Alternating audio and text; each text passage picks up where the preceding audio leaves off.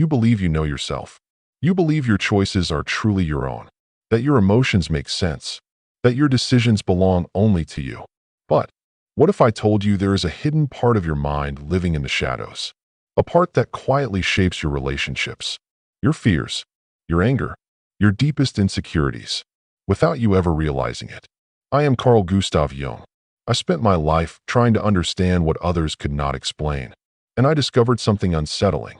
The greatest enemy of human beings does not live outside them. It lives within.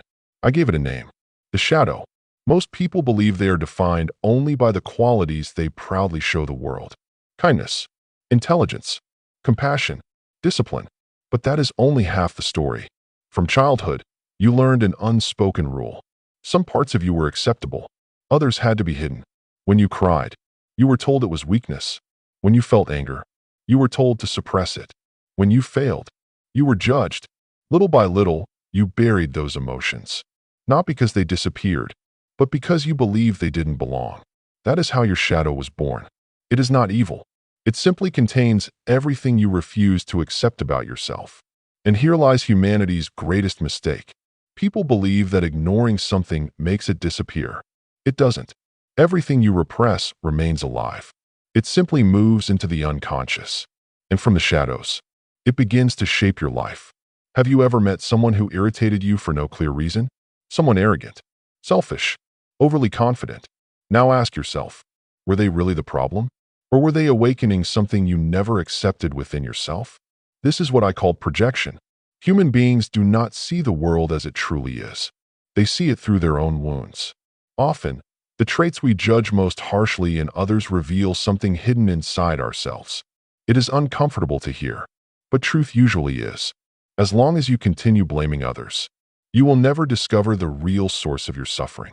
The shadow reveals itself quietly, in hidden envy, in the constant need for approval, in irrational anger, in the fear of rejection, in the need to control everything.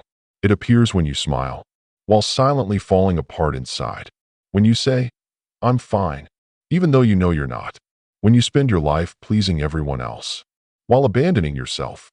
Ignoring the shadow does not make it disappear. It only makes it stronger. And the stronger it becomes, the more power it has over your life. Those who deny their aggression often explode unexpectedly. Those who hide their emotions for years often suffer in silence. Those who chase perfection become prisoners of their own image. The mind always demands payment for what has been buried. That is why I once said, until you make the unconscious conscious, it will direct your life, and you will call it fate. Think about that. How many times have you said, "I always choose the wrong person. My life never changes. I have bad luck"? Maybe it isn't fate. Maybe it is simply an unconscious pattern your shadow keeps repeating. The good news: there is a way out, but it requires courage. Not the courage to face the world, the courage to face yourself, to recognize your flaws, to accept your fears, to embrace the parts of yourself you spent years hiding. Because only what is accepted can truly be transformed. You do not need to destroy your shadow. You need to integrate it. When you understand your darkness, it no longer controls your choices. When you accept your fears, they begin to lose their power. When you accept who you truly are, you finally become free. Most people will spend their entire lives running from this encounter.